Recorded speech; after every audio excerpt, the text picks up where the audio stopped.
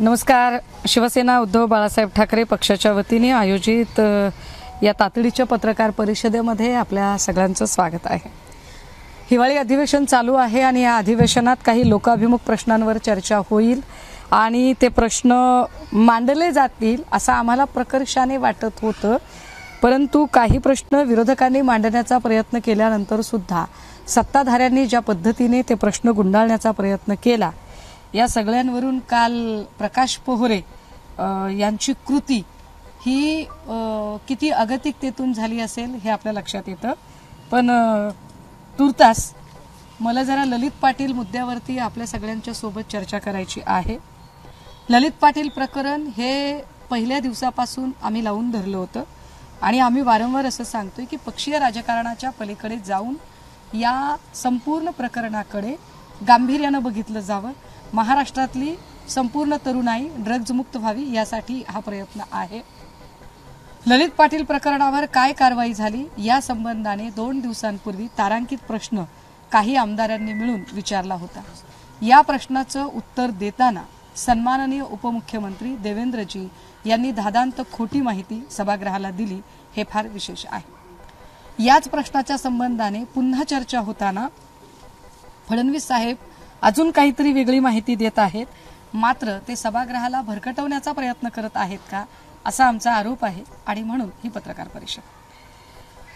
देवेंद्रजींनी ललित पाटील प्रकरणाचे खरं तर 2 भाग व्हायला हवे. 2 महिन्यापूर्वी या प्रकरणावर बोलत असताना ते असं म्हणाले होते की सगळा नेक्सस बाहेर येईल. तो कोणता नेक्सस होता तो अजूनही बाहेर आलेला नाही किंवा त्या नेक्ससच्या संदर्भाने त्यांनी सभागृहात सुद्धा कुठलीही माहिती सांगितलेली नाही. सभागृहात ते जे बोलत होते ते आंतरराष्ट्रीय पातळीवर, राष्ट्रीय पातळीवर नार्को कशी घ्यायची असते, नार्कोसाठी कुठल्या परमिशन, असं थातूर मातूर आणि उडवा उडवीची गोलमटोल उत्तरं ते देत होते, ज्या उत्तरांनी आम्ही अजिबात समाधानी नाही. मुळात देवेंद्रजींनी जी उत्तरं देणं अपेक्षित होतं त्यात या संपूर्ण प्रकरणाचे 2 एपिसोड होणं गरजेचं आहे. एपिसोड क्रमांक 1, ललित पाटील कोणत्या गुन्ह्यासाठी अटक झाला होता आणि तो गुन्हा ज्या नाशिकमध्ये घडला त्या नाशिकमध्ये त्या गुन्ह्यासाठी त्याला कोण कोण मदत करत होतं, ललित पाटील कुणाच्या राजकीय आशीर्वादाने नाशिकमध्ये एवढं सगळं रॅकेट चालवत होता याची माहिती देवेंद्रजींनी सभागृहाला अजिबात दिलेली नाही. ती माहिती समोर येणं फार गरजेचं होतं. ललित पाटीलला तिथून पुढे आणण्यात आलं ससून हॉस्पिटलमध्ये. यावर त्यांनी असं म्हटलं की ललित पाटील हा शिवसेनेचाच पदाधिकारी होता, शिवसेना उद्धव बाळासाहेब ठाकरे पक्षाचा. मी पुन्हा एकदा सांगितलं पाहिजे की देवेंद्रजी धादांत खोटं बोलत आहेत, कारण ललित पाटील हा कधीही आमच्या पक्षाचा पदाधिकारी नव्हता. एक. दुसरं बाब अशी की जर त्याचा फोटो आमच्याकडे मातोश्रीवर दिसतही असेल, तो आहे, आम्ही नाकारत नाही, परंतु एखादी व्यक्ती जेव्हा मातोश्रीवर येते तेव्हा त्या जिल्ह्याच्या जिल्हा प्रमुख किंवा त्या जिल्ह्यातला जो पक्षाचा मोठा नेता असतो त्या नेत्यामुळे त्याला तो गेट पास मिळतो.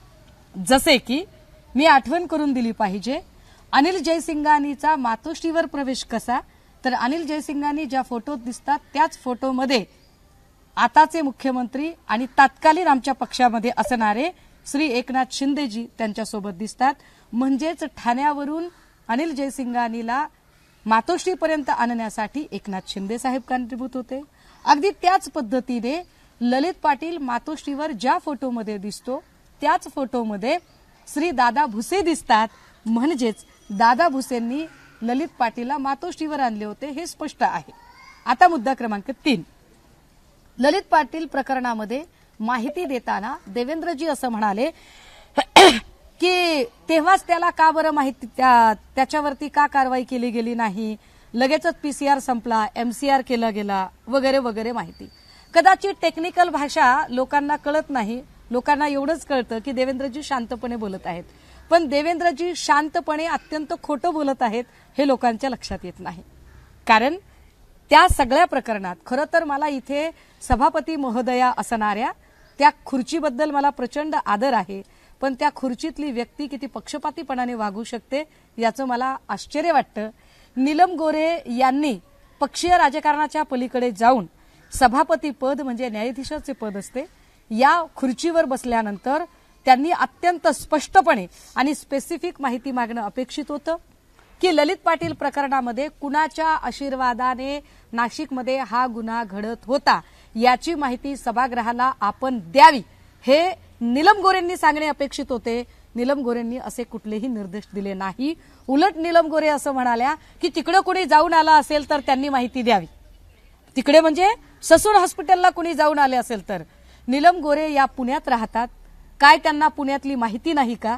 पुण्यामध्ये ठीक आहे, मी सभागृहाच्या बाहेर आहे, पण ललित पाटील प्रकरणात माझ्यासोबतच इतक्या ताकदीने हा मुद्दा लावून धरणारे काँग्रेसचे आमदार रवींद्र धंगेकर त्या सभागृहात होते. नीलम गोरे यांनी रवींद्र धंगेकर यांना सभागृहामध्ये आपण हे प्रकरण लावून धरलेलं आहे, आपण हा मुद्दा लावून धरलेला आहे, आपण याच्या संबंधाने बोलावं असं का निर्देश दिले नाही? म्हणजे जाणीवपूर्वक या प्रकरणावर पडदा पडावा असाच प्रयत्न सरकार पक्ष आणि सगळ्या लोकांनी केला का? याचं उत्तर दिलं पाहिजे. दुसरं असं की तो आमच्या पक्षाचा पदाधिकारी होता म्हणून वगैरे वगैरे. मी म्हटलं की तो आमच्या पक्षाचा पदाधिकारी तर नव्हता, पण तरी सुद्धा देवेंद्रजी मला आपल्याला विचारायचंय, आमच्या पक्षाच्या पदाधिकाऱ्यांची चिंता आपण कधीपासून करायला लागलात? कारण आमच्या पक्षात असणारे रवींद्र वायकरजी असतील, किशोरीताई पेडणेकर असतील, किंवा आता आपण नाशिकवरूनच ज्यांना अटक केली ते अद्वै हिरेजी असतील, यांच्यावर तर आपण कुठली दयामाया दाखवली नाही. मग ललित पाटीलवर दयामाया का दाखवली? कदाचित जशा भावना गवळी आपल्याला गिवअप केलं, प्रताप सरनाईकांनी गिवअप केलं, किंवा ज्या पद्धतीने यशवंत जाधवांनी आपल्याकडे गिवअप केलं, ज्या पद्धतीने राहुल कनालने आपल्याकडे गिवअप केलं, त्याच पद्धतीने ललित पाटील भाजपमध्ये येणार आहे अशी पूर्वसूचना, पूर्व माहिती त्याने दिली म्हणून तुम्ही त्याला स्पेअर करताय का? हे एक्सक्यूज करण्याचं कारण कसं असू शकतं देवेंद्रजी की तो आमचा पदाधिकारी येऊन मेहरबानी करताय का? मग आधीच्या लोकांवर का मेहरबानी केली नाही मग तुम्ही? त्यामुळे कर्तव्यापासून असे पळ काढू नका. देवेंद्रजींना आमची विनंती असेल, आपण संबंध राज्याचे गृहमंत्री आहात, आपण एका पक्षाचे गृहमंत्री नाही आहात, एका राज्याचे गृहमंत्री असल्यासारखी आपण सभागृहामध्ये माहिती द्यायला हवी. जरा पुढच्या मुद्द्याकडे येते. आज डॉक्टर मरसाळे यांना जामीन झालाय ललित पाटील प्रकरणात. एकीकडे 2 दिवसापूर्वी सभागृहामध्ये आमच्या पक्षाचे उपनेते आमदार श्रीयुत सचिन भाऊ आहिर यांनी डॉक्टर मरसाळे, देवकाते, संजीव ठाकूर या सगळ्या लोकांच्या नार्कोची मागणी केली. आपण त्या नार्कोबद्दल लिहिणार आहात, हायकोर्टाकडेही अर्ज करणार आहात असं म्हणालात देवेंद्रजी. परंतु त्याच डॉक्टर मरसाळेंना जामीन मिळतो हे कसे शक्य आहे? म्हणजे एरवी छोट्या छोट्या गुन्ह्यावरून लोकांना लवकर जामीन मिळत नाही, एवढ्या गंभीर प्रकरणामध्ये ज्या अर्थी डॉक्टर मरसाळेंना जामीन मिळतो त्या अर्थी डॉक्टर मरसाळे यांची केस जाणीवपूर्वक कमकुवत केली जाते का? डॉक्टर मरसाळे यांच्या केस पेपरमध्ये आयओ अर्थात इन्व्हेस्टिगेशन ऑफिसरने जी माहिती मांडायला हवी ती माहिती जाणीवपूर्वक कच्चे दुवे ठेवून केली जाते का? बर, त्याच्या पुढे अजून एक, श्रीमान देवेंद्र फडणवीस साहेब, आपण या राज्याचे गृहमंत्री म्हणून आणि या राज्याचे उपमुख्यमंत्री म्हणून ललित पाटीलच्या प्रश्नाला उत्तर देताना आपण अत्यंत गोलमटोल पद्धतीने बोललात. अशाच गोलमटोल पद्धतीने आपल्याला आठवत असेल तर मागील अधिवेशनात आपण अनिल जयसिंगानी प्रकरणातही बोलला होतात. अनिल जयसिंगानी आणि अनिक्षा जयसिंगानी प्रकरणात आपण अत्यंत साळसूदपणे सांगितले होते की माझी पत्नी अमृता हीच धमकावले गेले. देवेंद्रजी, आमचा साधा प्रश्न असतो, जर गृहमंत्री असणाऱ्या व्यक्तीची पत्नीच या राज्यात सुरक्षित नसेल तर अशा गृहमंत्र्यांच्या नेतृत्वाखाली राज्यातली जनता सुरक्षित राहील का? या प्रश्नाचे उत्तर आपल्याकडे काय आहे? पण तरीही आपण असं म्हणालात 2 दिवसांपूर्वी की डॉक्टर संजीव ठाकूर याच्यावर कारवाई केलेली आहे. देवेंद्रजी, आपण धादांत खोटं बोललेलं आहात. आपण इतकी खोटी माहिती सभागृहाला कशी काय देऊ शकता? सभापती महोदयांना आमची विनंती असेल, आम्ही सभागृहाच्या बाहेर आहोत, हवं तर आम्ही सामान्य नागरिक म्हणून आमचं म्हणणं विचारात घ्या. एकाच पक्षाची री ओढून ठेवू नये. जशी राहुल नार्वेकर साहेब री ओढतात तशी आपण री ओढू नये. माझ्यावर हक्कभंगाचा गुन्हा दाखल करायचा असेल तर त्या सुद्धा नीलम गोरे खुशाल करू शकतात, कारण नीलम गोरे तितक्या पक्षपाती वागू शकतात याचा मला अंदाज आहे.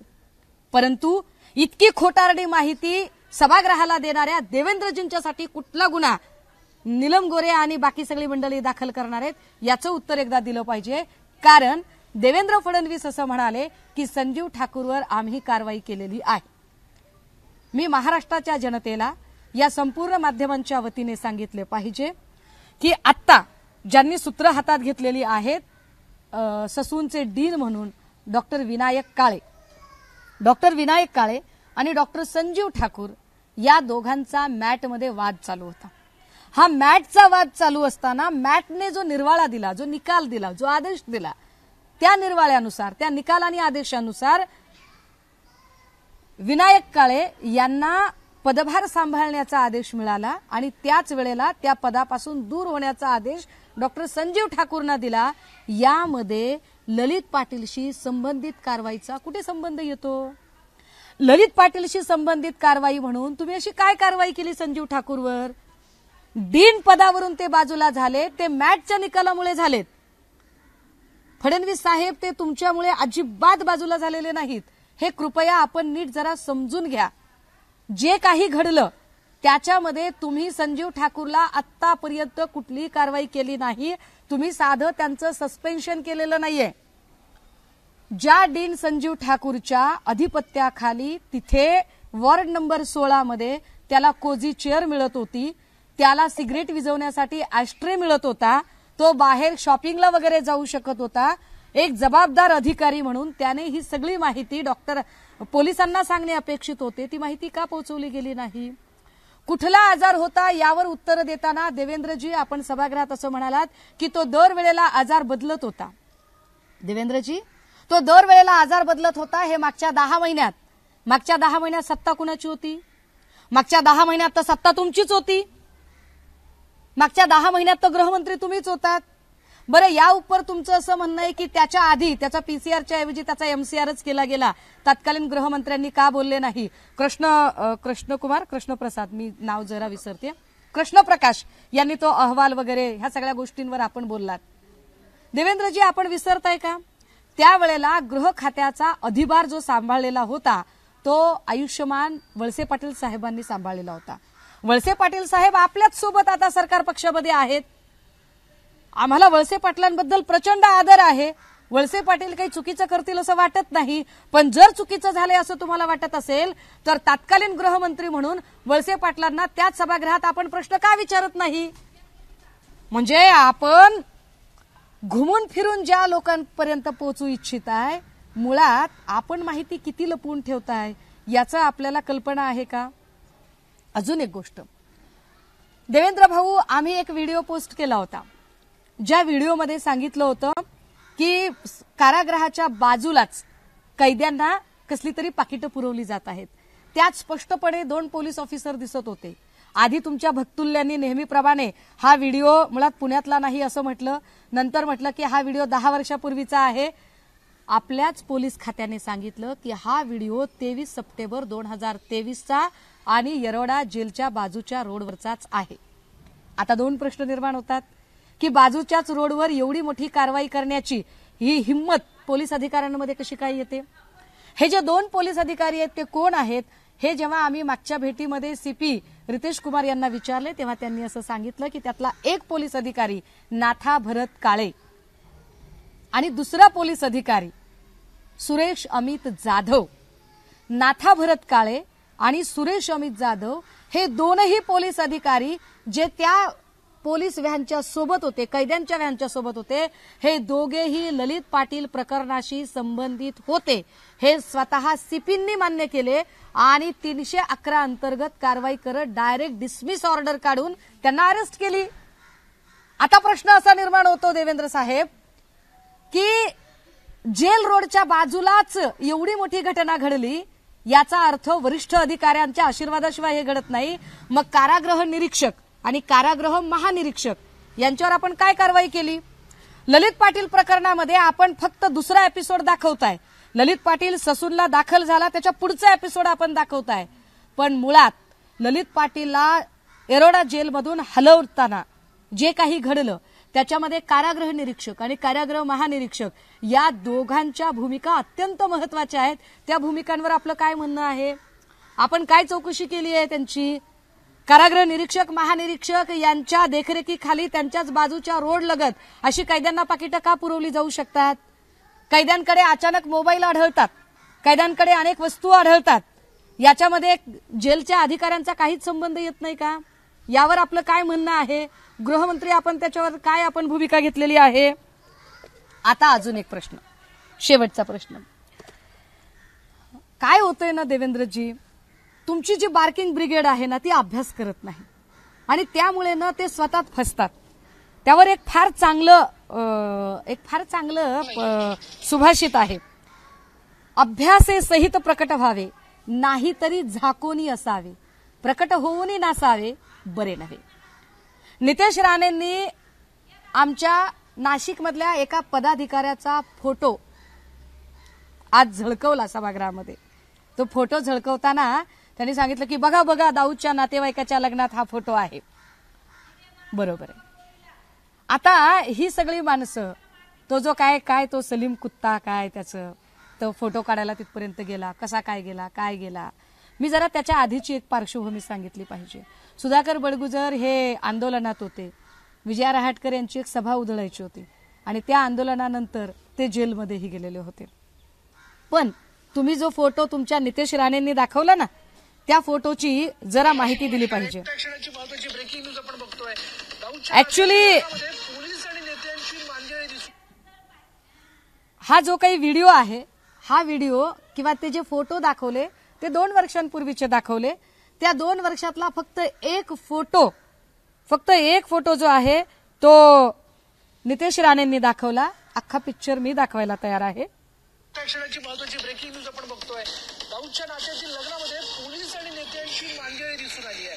लग्नाला गेलेल्या पोलीस वराड्यांची आता चौकशी होणार आहे. नाशिकच्या स्थानिक नेत्यांनी देखील तिथल्या पंक्तीला जी दावत होती त्याला हजेरी लावली आहे. जलसंपदा मंत्री गिरीश महाजनांनी या लग्नाला हजेरी लावली आहे. तर 8 पोलीस अधिकारी आयटीच्या रडारवर असल्याचं कळत आहे. वराडी पोलिसांची चौकशी आता होणार आहे, पण राजकारणी मात्र यामध्ये मोकाट आहे.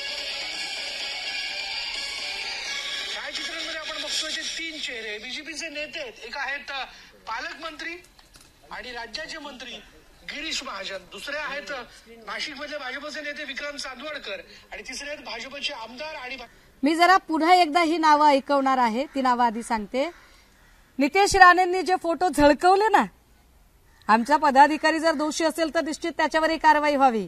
पण यामध्ये जे 3 महत्वाची नावं आहेत त्यात आहेत नाशिकचे पालकमंत्री गिरीश महाजन, दुसरे आहेत विक्रांत चांदवडकर, तिसरे आहेत बाळासाहेब सानप जे एकाच फ्रेममध्ये दिसतात. याच पार्टीत पुढे देवयानी फरांदे सुद्धा दिसतात. मी अख्खा व्हिडिओ माध्यमांनाही देईल,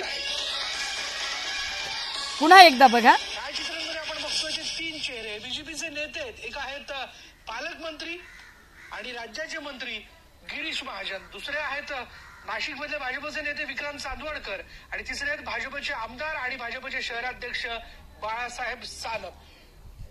अजून पुढे कोण आहे ते दाखवायचं असेल तर हे बघा चेहरे. एक नजर टाकूया त्यामध्ये नेते आणि पोलीस मंडळी कोण कोण होते बघा. यामध्ये जी नाव आहेत ती अंडरवर्ल्ड डॉन दाऊदची दूरची नादलग असलेल्या मुलीचं लग्न होतं आणि लग्नाला पोलीस नेत्यांची हजेरी होती. लग्नाला 6 ते 7 पोलीस त्याचबरोबर इतरही काही अधिकारी हजर असल्याची माहिती या ठिकाणी मिळते आहे आणि दाऊद कनेक्शनमुळे आता त्यांची ही चौकशी होणार आहे. निमंत्रण मिळाल्यामुळे मंत्री गिरीश महाजन लग्नाला उपस्थित होते, पण महाजनांची चौकशी मात्र केली जाणार नाहीये. हे फार विशेष आहे. 2 वर्षापूर्वी या रिपोर्टमधून महाजनांचे नाव वगळले गेले.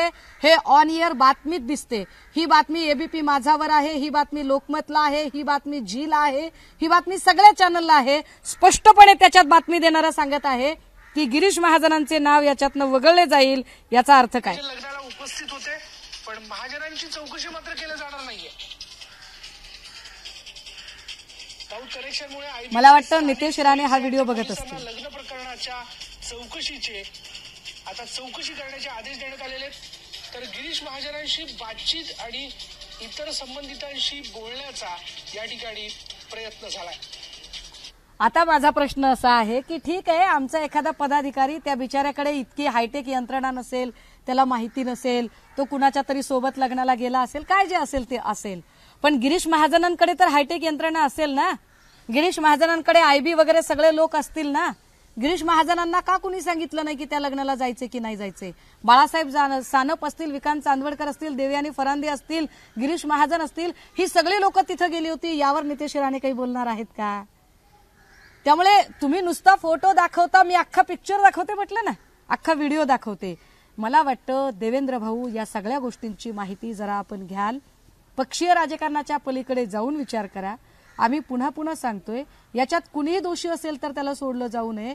मात्र काहीतरी थातूरमातूर उत्तर देऊन झटकण्याचा प्रयत्न करू नका. संजीव ठाकूरवर तुम्ही अजूनही कुठलीही कारवाई केलेली नाही. संजीव ठाकूरवरची कारवाई ही कम्प्लिटली मॅटमुळे झालेली कारवाई आहे. तुम्हाला जर ती कारवाई करायची असेल तर अजूनही तुम्ही संजीव ठाकूरला का वाचवताय? त्याला अजून पोलिसांनी ताब्यात का घेतलं नाही? डिसमिस ऑर्डर का निघाली नाही? या प्रश्नाचं उत्तर मिळालेलं नाही. दुसरा महत्वाचा प्रश्न, कारागृह निरीक्षक आणि कारागृह महानिरीक्षक यांना चौकशीच्या फेऱ्यात अजूनही का घेतलं गेलेलं नाही? तिसरं, डॉक्टर मरसाळेंचा जामीन होतो, याचा अर्थ इन्व्हेस्टिगेशन ऑफिसर ने जाणीवपूर्वक कच्चे दुवे ठेवलेले आहेत का? हे कच्चे दुवे कुणाला वाचवण्यासाठी ठेवलेत? या सगळ्याच प्रश्नांची उत्तरं मला वाटतं सन्माननीय उपमुख्यमंत्री आणि गृहमंत्री देवेंद्रजी देतील. थँक्यू. तुम्ही जो फोटो दाखवलाय ना, नितेश राणेंनी जो विधानसभेत दाखवला, तो नेमकं प्रकरण काय आहे 2 वर्षापूर्वीचं, त्याबद्दल थोडीशी माहिती सविस्तर सांगा. कारण त्यात पालकमंत्री, तत्कालीन पालकमंत्री दिसत आहेत. सत्तेत भाजप सरकार होतं आणि ती पार्टी नेमका कुणाचा होता, काय? आमदार देवयानी फरांदे. याच्यामध्ये मी याचा फक्त आवाज म्यूट करते मला बघण्यासाठी म्हणून. याच्यामध्ये आमदार देवयानी फरांदे, आमदार बाळासाहेब सानप, आमदार सीमा हिरे, पालकमंत्री गिरीश महाजन, विकांत चांदवडकर असे सगळे लोक दिसतात. ही एका लग्नाच्या हळदीची की लग्नाची पार्टी आहे आणि या पार्टीला नाशिकचे सगळे लहान थोर सगळ्या प्रकारचे नेते, विशेषतः सगळे पोलीस अधिकारी याला उपस्थित होते. यातलाच एक फोटो आमच्या नाशिकच्या पदाधिकाऱ्यांचा फोटो दाखवत नितेश राणेंनी सुतावरून स्वर्ग गाठायचा प्रयत्न केला, पण कदाचित नितेश राणेंना माहिती नसावं की हा फोटो झळकवल्यावर ते किती जोरात तोंडघशी पडणार होते ते. त्यामुळे मी हा व्हिडिओ आता दाखवला की यामध्ये पालकमंत्री गिरीश महाजन, विकांत चांदवडकर, बाळासाहेब सानप, देवयानी फरांदे, सीमा हिरे हे सगळे लोक काय करतायत याचं उत्तर एकदा या सगळ्या लोकांनी द्यायला हवं. हा, अजून एक, आता एसआयटीचा जो विषय निघाला, तुम्ही एसआयटी कुणाकुणाच्या करता? म्हणजे आदित्यजींच्या संबंधाने दिशा सालियान प्रकरणातली स्वतः सीबीआयने क्लोजर रिपोर्ट दिला, क्लीन चिट दिली. सीबीआयने सांगितलं की हा अपघाती मृत्यू होता. अगदी त्याच वेळेला दिशा सालियानच्या आईने सुद्धा सांगितलं की माझ्या लेकीचा अपघाती मृत्यू होता, तिच्या मृत्यूचं राजकारण करू नये. तरी सुद्धा निव्वळ आणि निव्वळ सूडबुद्धीने उद्या धारावीचा मोर्चा निघणार आहे. उद्याचा मोर्चा अदानींच्या विरोधात आहे. अदानींच्या विरोधातला मोर्चा आहे फक्त एवढ्यासाठी म्हणून, कारण अदानीला विरोध केला की राग येतो सगळ्यांना. अदानी यांचे परम मित्र आहेत. त्यामुळे अदानींच्या विरोधातल्या, अदानींच्या धोरणांच्या विरोधातला उद्या मोर्चा आदित्यजी काढणार आहेत म्हटलं की लगेचच यांच्या टॅक्टिक्स सुरू झाल्या.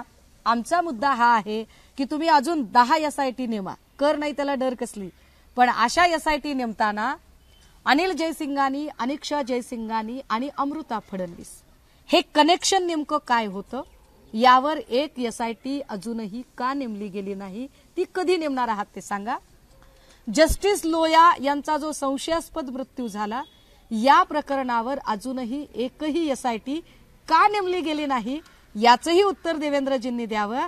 बाकी कुठल्याही एसआयटीला आणि कुठल्याही चौकशांना सामोरे जायला आम्ही तयार आहोत.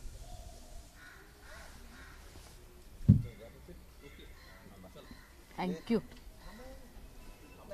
ललित पाटील प्रकरणी तुम्ही वारंवार जो फॉलोअप घेताय, खरं संजीव ठाकूरांवर कारवाई झाली, ससून रुग्णालय असेल किंवा जेल कारागृह असेल, इथल्या बड्या अनेक अधिकाऱ्यांना, कर्मचाऱ्यांना निलंबित केलं, पण संजीव ठाकूरला कोण वाचवत आहे? तुम्ही अनेकांची नावं घेतली होती. संजय राऊतांनी भर सभेत शिंदे गटांच्या 2 मंत्री असल्या तर कोण मंत्री आहेत, त्याला सरकार त्यांना का वाचवतं? मला तोच प्रश्न पडलाय की मी वारंवार सांगते की तृतीय आणि चतुर्थ श्रेणीच्या कर्मचाऱ्यांच्या अटका दाखवून काय सिद्ध करते सरकार? तुम्ही नेक्ससच्या गोष्टी करत होतात ना. तृतीय आणि चतुर्थ श्रेणीचे कर्मचारी हे स्वतः मनाने काही करू शकत नाही. त्यांच्यावर असणारे अधिकारी ज्या वेळेला तशी सूट देतात तेव्हा खालच्या कर्मचाऱ्यांकडून घटना घडतात. मुळात या संपूर्ण प्रकरणामध्ये संजीव ठाकूरला कोण वाचवते? संजीव ठाकूरच्या या एकूण प्रकरणामध्ये, ललित पाटीलच्या प्रकरणामध्ये जे पत्र माझ्याकडे आलेलं होतं, जे पत्र निनावी होतं, त्या पत्रामधले अनेक उल्लेख जे मी स्वतः सिपिनच्या सोबत डिस्कस केलेले होते, त्यामध्ये अनेक मंत्र्यांची आणि आमदारांची नावं होती. मी जाणीवपूर्वक ती नावं इथं टाळते, परंतु ही एवढी सगळी नावं याच्या संबंधाने काय तपास केला असेल बरं देवेंद्रजींनी? गृह मंत्रालयाने नेमका कोणता तपास केला? गृह मंत्रालयाने असं कोणतं नेक्सस बाहेर काढलं? एमडी कारखाना, एमडी ड्रग्ज जे आहे ते नाशिकमध्ये त्याचा कारखाना सुरूच कसा होतो हे तुम्ही का शोधून काढत नाही? आणि जर असं एक शेंबडं कारण दिलं जात असेल, अत्यंत म्हणजे हास्यास्पद कारण की तो शिवसेना उद्धव बाळासाहेब ठाकरे पक्षाकडे होता वगैरे, तर आमच्या कुठल्याच पक्षाच्या माणसाला तुम्ही कधी स्पेअर केलेलं नाहीये. मग तुम्ही ललित पाटील बद्दल इतके मेहरबान का झालात? ललित पाटीलला वाचवण्यात आणि संजीव ठाकूरला वाचवण्यामध्ये कोणत्या नेत्याचा, कोणत्या मंत्र्याचा हात आहे किंवा कोणत्या नेत्याला, कोणत्या मंत्र्याला वाचवलं जात आहे? तो मंत्री शिंदे गटाचा आहे की भाजपचा आहे? कारण जी काही नेमणूक दिसतेय मला संजीव ठाकूरची, ती नेमणूक, त्याचं कनेक्शन मला जळगावचं कनेक्शन दिसतंय. मग जळगावची काही बडे नेते मंडळी त्याच्याशी सामील आहेत का? त्यांचा वरदहस्त आहे का? जे काही आहे ते देवेंद्रजींनी बाहेर काढावं आणि सांगावं, कारण नेक्सस बाहेर काढण्याचा शब्द तुम्हीच दिला होता ना. दुसरं म्हणजे आमदार अपात्र प्रकरणामध्ये पुन्हा एकदा 10 दिवसांची मुदतवाढ देण्यात आलेली आहे सुप्रीम कोर्टाकडून. दादा सभापती महोदय हे कम्प्लिटली भाजपाची आणि शिंदे साहेबांची मदत करणार आहेत. आता असं बोलत बोलत शेवटचं अधिवेशन संपत आलं. शेवटचं अधिवेशन संपत आहे. फेब्रुवारी म्हणजे टर्म संपत आलेली आहे. यांनी पूर्ण टर्म कडेला काढलेली आहे. मी जे आधी म्हटलं होतं तेच पुन्हा पुन्हा म्हणते, जोपर्यंत शकुनी कूटनीतीने फासे टाकत राहील तोपर्यंत कौरवांचा विजय होत राहील. कुरुक्षेत्रावर मात्र संख्येने कमी असणारे पांडव जिंकतील. ईडी, सीबीआय, इलेक्शन कमिशनच्या कूटनीतीच्या फाशांमध्ये आज कितीही या लोकांचा विजय होत असला तरी जेव्हा निवडणुकीच्या कुरुक्षेत्रावर आम्ही उतरू तेव्हा विजय आमचा असेल, आम्हाला खात्री आहे. आदित्य ठाकरेंनी थेट मुख्यमंत्र्यांना आव्हान दिले की हिंमत असेल तर तुम्ही वरळीतून लढा, अन्यथा मी ठाण्यातून लढायला तयार आहे. नाही, आम्हाला आमच्या नेत्यांचा अभिमान आहे की आमचे नेते अत्यंत आत्मविश्वासाने कुठल्याही सिच्युएशनला सामोरे जायला तयार आहेत. पण असं आव्हान, एकही आव्हान भाजप किंवा शिंदे गटाकडून स्वीकारलं जात नाही. आम्ही तर असंही म्हणतोय की जर तुमचा स्वतःवर इतका विश्वास आहे तर फक्त एक निवडणूक तुम्ही बॅलेट पेपरवर करून दाखवा. दूध का दूध और पाणी का पाणी हो जाएगा. सुषमाताईंची पीएचडी झाली कुठल्या तरी विषयात झाली असं कळलंय. खरं तर त्यावरून 2 दिवस राज्याचं राजकारण उपमुख्यमंत्र्यांनी नाही, आता असं वाटतंय माहितीये का की ह्या ज्या डिग्र्या आहेत, एमफिल असेल, पीएचडी असेल, बीए, बीएड, एमएड, आम्ही अशा डिग्र्या घेणारे लोक मूर्ख आहोत का असं आम्हाला वाटायला लागले. कारण आम्ही काय दिवे लावणार असे जर प्रश्न विचारले जात असतील तर आम्हाला असं वाटतं की अरे कुठे ते महाराजा सयाजीराव गायकवाड होते, ज्या सयाजीरावांनी पीएचडीच्या साठी, महाराजांनी शिक्षण पूर्ण करण्यासाठी विश्वरत्न बाबासाहेबांना पीएचडीची फेलोशिप दिली होती. म्हणजे ते एक अत्यंत मूलगामी परिणाम करणारं आणि विजनरी राजकारण कुठे होतं आणि आता एक अत्यंत गलथान आणि बालिश वक्तव्य करणारं. पण मला वाईट याचं वाटतं की या विधानावर एकानेही दादांनी तात्काळ सभागृहात दिलगिरी व्यक्त करावी अशी मागणी कुणीच केली नाही. याचं मात्र नक्कीच वाईट वाटतं. विश्व हिंदू परिषदेने एक विश्व हिंदू परिषदेची एक मागणी, मंदिरातील दानाचा वापर फक्त हिंदूंसाठी करावा, धर्मावर श्रद्धा नसणाऱ्यांसाठी खर्च करू नये. ठीक आहे ना, हिंदू सुद्धा माणसंच आहेत ना, काय हरकत आहे? हिंदूंवर हिंदू गरजूंवर उपाय केला, हरकत काय आहे? मला असं वाटतं की जाणीवपूर्वक धार्मिक विधानं करून तेढ निर्माण करणारी लोक ही इतरांना उचकवण्याचा आणि त्यांच्याकडून काही हिंसक प्रतिक्रिया येतात का याचा जाणीवपूर्वक प्रयत्न करतात, परंतु याच्याने उचकायची गरज नाही. हिंदू सुद्धा माणूसच आहे, मुस्लिमही माणूसच आहे, परंतु इतरांना ते माणूस समजत नाहीत आणि फक्त हिंदूंनाच माणूस समजतात. तर हरकत नाही, हिंदूंच्या तर हिंदूंच्या, पण हिंदूंमध्ये मग मराठा येत नाहीत का? मग मराठ्यांची लेकरं एवढ्या आत्महत्या करतात, त्या लेकरांच्यासाठी मग विशेष स्कॉलरशिप, विशेष हॉस्टेल का बरं उभी केली जात नाही? हिंदूंमध्ये फक्त अमुक एकच जात येते असं काही विश्व हिंदू परिषदवाल्यांचं आहे का? ते पण एकदा तपासलं पाहिजे. ताई, संसदेवर खरं तर हल्ल्याला अनेक वर्ष पूर्ण झाली होती, पण पुन्हा त्याच दिवशी काही तरुणांनी हल्ला केलाय. चौकशी सुरू आहे. काय नेमकं त्याचं कारण आहे माहिती नाहीये. दुर्गंड फोडण्यात आल्यात, पण कुठेतरी या राजकारण दिसतंय यामध्ये तुम्हाला? नाही, मला असं वाटतंय की ज्या पद्धतीने त्या म्हणजे विद्यार्थ्यांनी ही घटना केली, अर्थात त्या कृतीचं समर्थन केलं जाऊ शकत नाही, कारण ते लोकशाहीचं पवित्र मंदिर आहे. मात्र ती कृती करण्याच्या मागची अगतिकता काय ती सुद्धा समजून घेण्याची गरज आहे. कारण या विद्यार्थ्यांना जर खरंच इजा पोचवायची असती तर त्यांनी कदाचित अजून काहीतरी वेगळा प्रकार केला असता. त्यांनी फक्त आपला प्रश्न चर्चेला यावा, आपल्या प्रश्नाकडे लक्ष द्यावं यासाठी म्हणून, ते लक्ष वेधून घेण्यासाठी म्हणून अगतिकतेने केलेली ती कृती होती. याचा अर्थ असा आहे, अगदी काल सुद्धा देशोन्नतीचे संपादक प्रकाश पोहरे, ज्यांना मी अनेक वर्षांपासून ओळखते, ते सोशल कॉजसाठी बोलणारे आहेत. म्हणजे प्रकाश पोहरे यांच्याबद्दल नितीन गडकरींचे स्टेटमेंट तुम्ही ऐका की नितीन गडकरी साहेब स्वतः सांगतात की प्रकाश पोहरे हा केवढा प्रामाणिक माणूस आहे. पण ही माणसं अशी अगतिक कृती का करतात? कारण सभागृहात जेव्हा करोडो रुपयांचा चुरडा होऊन लोकाभिमुख प्रश्नांवर जर चर्चा होत नसेल, लोकांचे प्रश्नच चर्चेला येत नसतील, सांगा मलिक कुणाचे, मलिक कोणत्या बाकावर बसले यावर 2 दिवस चर्चा होते, मात्र शाळेतल्या पोरांना बसायला बाक मिळत नाही यावर अजिबात चर्चा होत नाही, हे गंभीर आहे. शेवटचं दिशा सालेन प्रकरणामध्ये जी SIT नेमलेली आहे त्याच्यावर आता शर्मिला ठाकरे मनसेकडून एक पहिली प्रतिक्रिया आलेली आहे की आदित्य ठाकरे असं काही करणार नाही असं त्यांनी बोलून दाखवलेलं आहे आणि जी काही चौकशी चालू आहे अशा चौकशांमधून आम्ही पण गेलेलो आहोत असं त्यांनी म्हटलं आणि थेट आदित्य ठाकरेंना पाठिंबा दिलेला आहे का? नाही, आम्ही एकच म्हटलं की आम्हाला कर नाही त्याला डर कसली, त्यामुळे याल तर तुमच्यासह, न याल तर तुमच्याशिवाय लढायचं आम्ही ठरवलेलं आहे आणि आम्ही कुठल्याही सत्याला सामोरे जाणार आहोत.